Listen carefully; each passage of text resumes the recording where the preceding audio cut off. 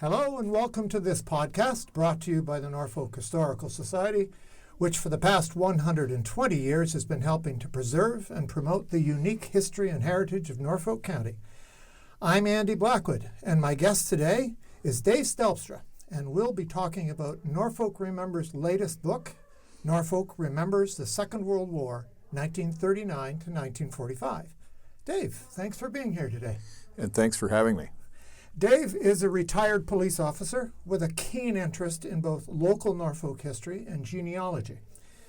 Dave, before we talk about the book in particular, can you tell us how Norfolk Remembers came about and how you came to be involved with it?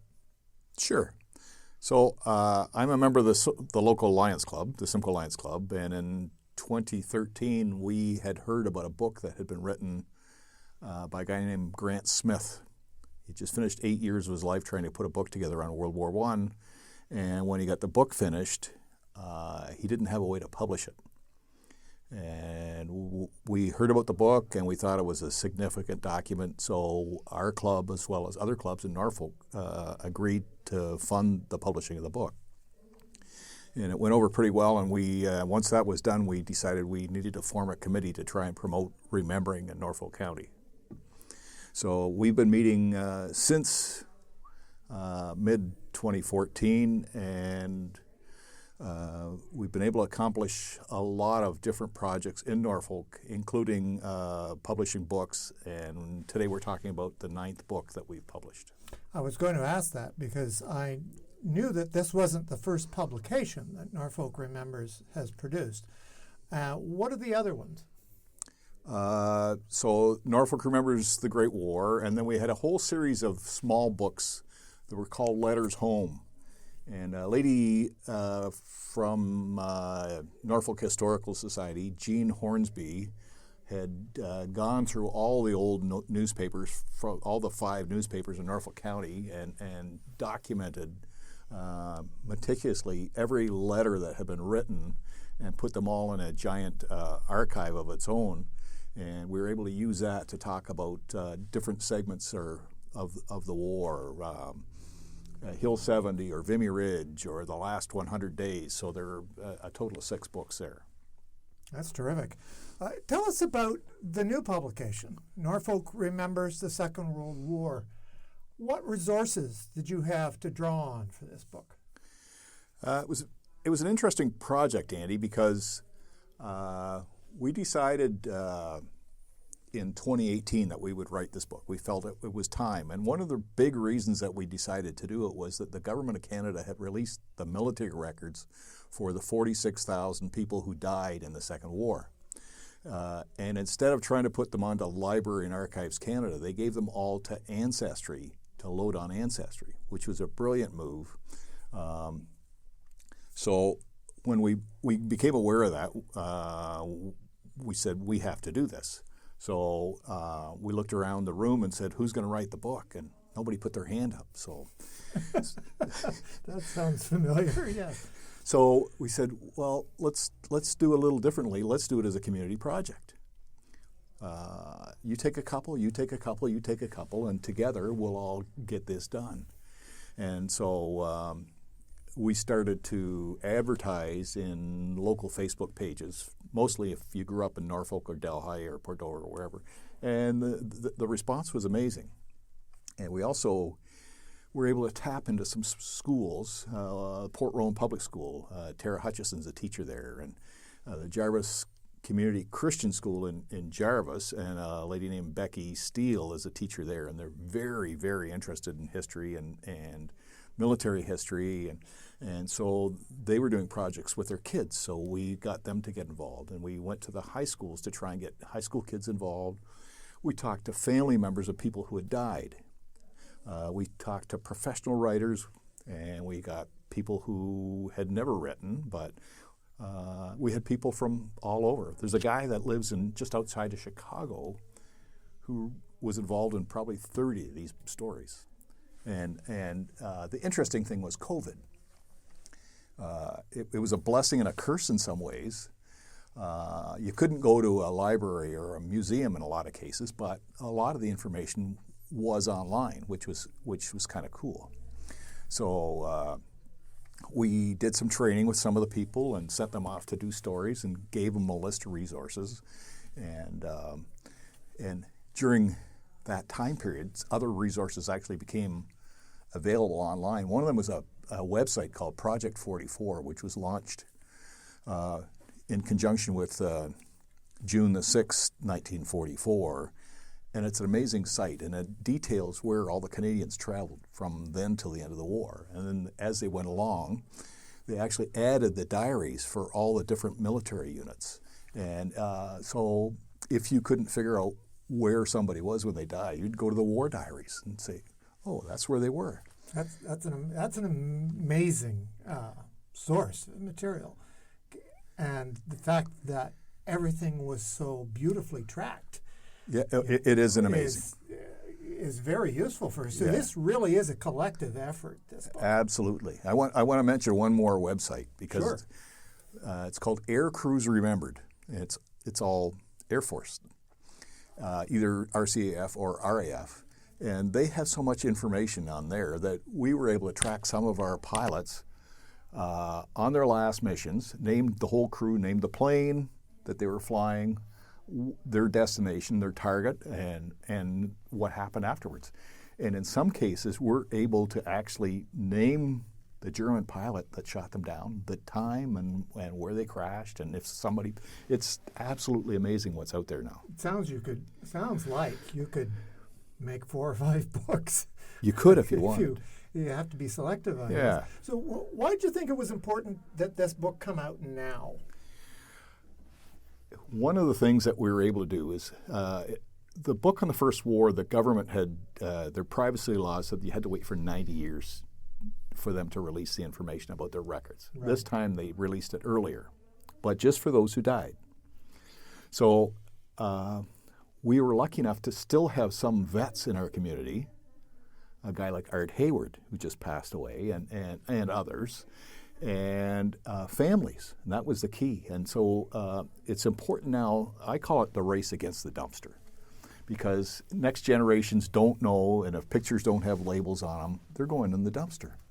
And in some cases, we went to families everywhere we could and tried to find pictures of their loved ones to add to the book. And we were successful in doing that just about every time, which is amazing.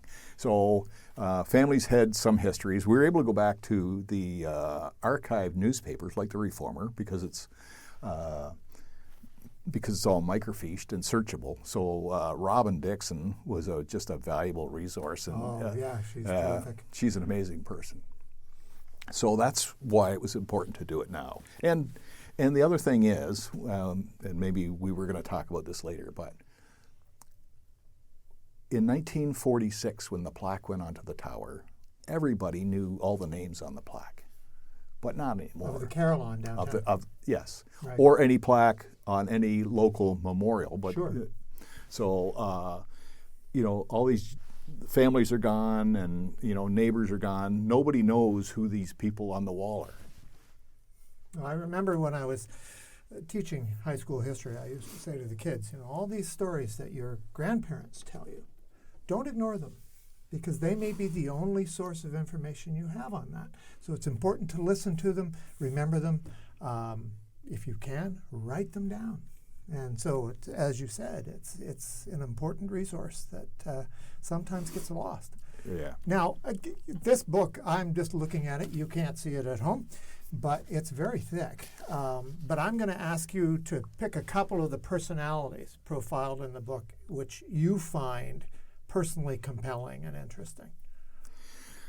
Well, that's dangerous because I could go to every story and find something. But I've tried to highlight a few things. One of the statistics that are really important is that in Norfolk County in 1939, there were 35,000 people. And out of that group of people, there were over 5,000 who enlisted, including 500 women. And some of those stories are also mentioned in the book. And some of the other things that are included in the book are, we had our own local units, like the 41st, the 42nd, the 33rd, and the 46th, and their histories are documented in here as well.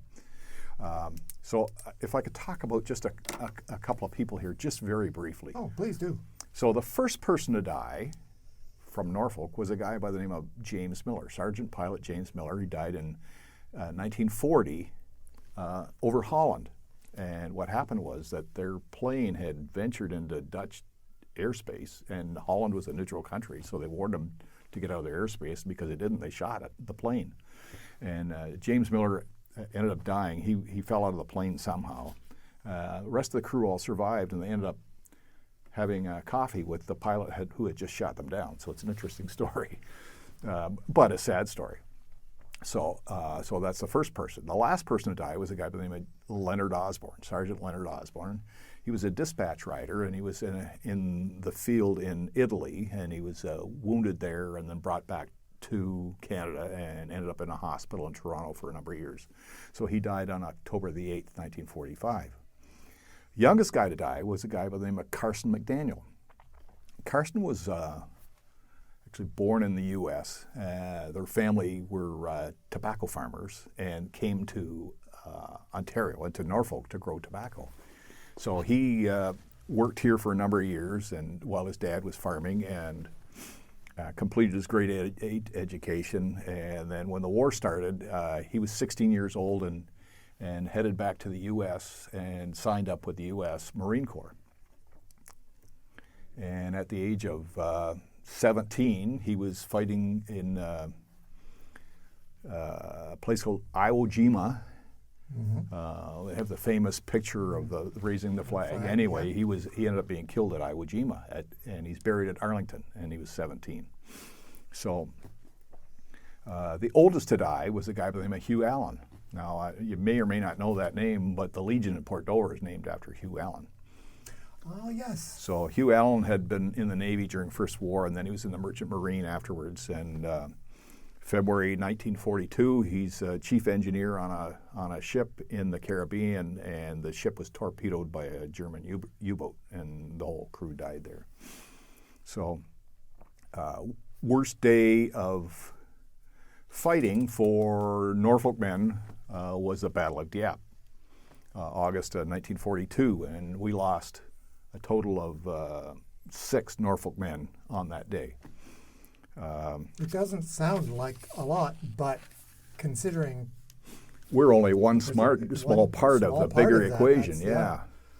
So Lloyd Anderson was from Rockford.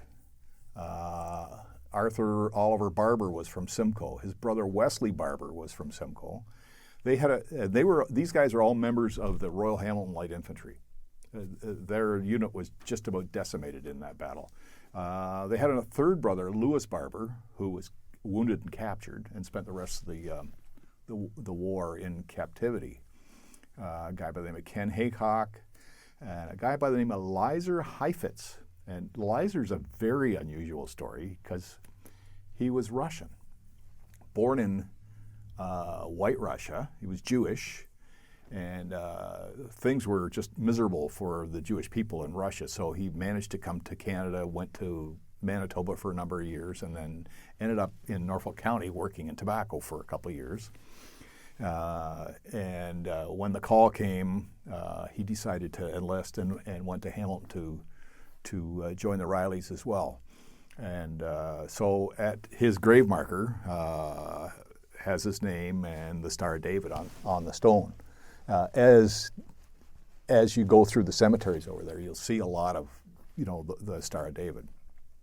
Last guy was a guy named Roy Woody from St. Williams, and I knew his brother after the war, but never knew that Roy, that he and Roy were brothers or what had happened to him. So are there, how many veterans are still alive here in Norfolk that are in the book?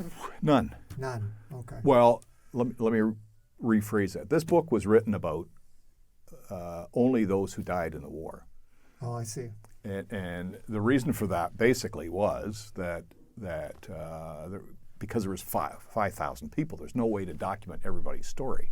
And the other thing was that the medical or the military records that were released were only for those who died. So we don't have access and won't have access for another 15 years to those that survived the war. So that makes it somewhat. So in 15 years, we can expect a second volume. I'm not sure who'll be around to it. I want to talk about one more family. Sure, please. After the First War, the government made a rule that if there were two people killed in a family, that if there were more people in the family that were in the conflict, that they were supposed to pull them back from the front lines. In several cases, that didn't happen. And one of those families was in Norfolk County. And they're the Wagner brothers from Teeterville. And there were three brothers that died in the conflict. Harry, who was 30, Ivan, who was 27, and Bruce, who was 20. Harry and Ivan have been they were in France when they were killed. And one's buried at Bretteville-sur-Laze, the other one's buried at Benny-sur-Mer. I've been to both their graves. And then Bruce, the 20-year-old, was buried at Groesbeek in Holland, which is a massive and amazing cemetery. And I want to talk about that in a minute. But there's so many different stories, and it was a challenge to some kind, scrape the layers back to find out what's going on. It would have been hard to choose which ones and how much. Yeah, so let me talk about one more, because Sure. he's a favorite of mine, and his name was James Alexander Cunningham Stewart. He was 29, and he had joined the 25th Regiment here and got involved, and he quickly rose through the ranks and became a lieutenant, and he was involved in artillery, but towards the end of the war, the troops were getting depleted, so they said, time for you to go to the front line, and they sent him into the infantry, and he ended up joining the Argyll and Sutherland Highlanders out of Hamilton. He knew them because he lived in Hamilton for a period of time, but when he was here, I mean, he's involved in St. Paul's Church, and he was worked at Jackson's Ice Cream, and he'd worked for the British Net, so he was ingrained in the community, and so he was killed in Germany in the spring of 1945. And when we start to go through his records, there isn't really that much there. And so then I went through the war diaries, and there's not much there. So I got in touch with the historian for the Argyll and Sutherland Highlanders, who's a professor at the University of Toronto, and I said, what's going on? He said, well, the whole battle that he was involved in was fought in the fog of war, and nobody came back at the end.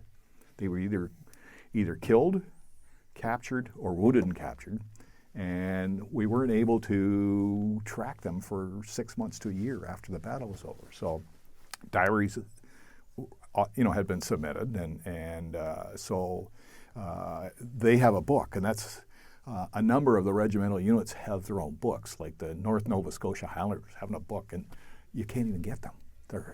If you could buy them, it's going to cost you $500 to get it, because they're just not available. But fortunately enough, I was able to get the author and give him get from him the actual story about what happened that day.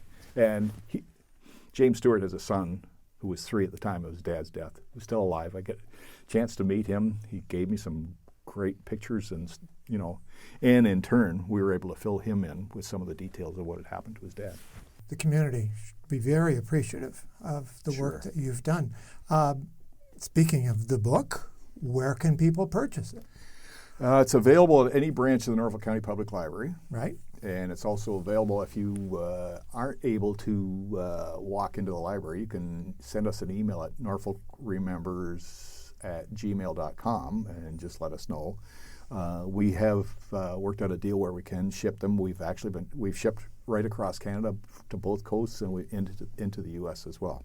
Excellent. I was going to ask whether you can get it online. Yeah. So the book is $50, and we have very competitive shipping rates. So, in fact, people have said, "How can you do that so cheap?" Well, leave it with us. We'll take care of it. Because it's important. Yes. And we're going to do that. Yeah. Well, I really appreciate you taking the time to tell us about this really important addition to the history of Norfolk County. And if you'd extend to the entire Norfolk Remembers committee this community's appreciation for what they've done. And we look forward to any other publications that are in the works. We have a couple of projects still going on. One of them is a story on women in the war. And actually, this book has some stories about women in the war. A very classic story about a lady from Delhi named Ecker, who was a newspaper reporter and actually covered the event where the Germans surrendered. They were all in a room. There was one woman in the room. She was from Delhi, Ontario. And so there were women that flew, couldn't fly in combat, but they were flying planes from the factories to the front, to the coast, so they could be picked up and taken across. And taught, did they not? Yes. Yeah. So that's one of the projects. The other one that we've just started to work on is everybody had to be trained somewhere, and training camps were popping up all over. There were 3 Air Force training camps in Haldeman County. Right. And we actually had an infantry camp here in Norfolk, up at the north end of town, and they were training 1,200 people at a time there. Wow. Nobody knows that story now, so it has to be documented. So if someone wanted to help with Norfolk Remembers in documenting this, or is listening to this and going, that's something I'd like to get involved with, or somebody that has some or information, someone who has some information and stories, who should they contact? Well, the quickest way to do it would be to send a quick email to our website, the Norfolk Remembers at gmail.com. Okay. And the other thing you got to know is that we also have a website, Norfolk Remembers, and we have information about all our books on the site, and also gives you access to the website if you want to send us an email. All right, folks, check that out because it's really something to see. Dave, once again, thanks for being here, and thank you all for listening. There will be more podcasts in the coming weeks and months from the Norfolk Historical Society, presenting other aspects of Norfolk's unique history. Check us out on Facebook and Instagram, watch our videos on YouTube, and visit our webpage at www.norfolkhistoricalsociety.ca.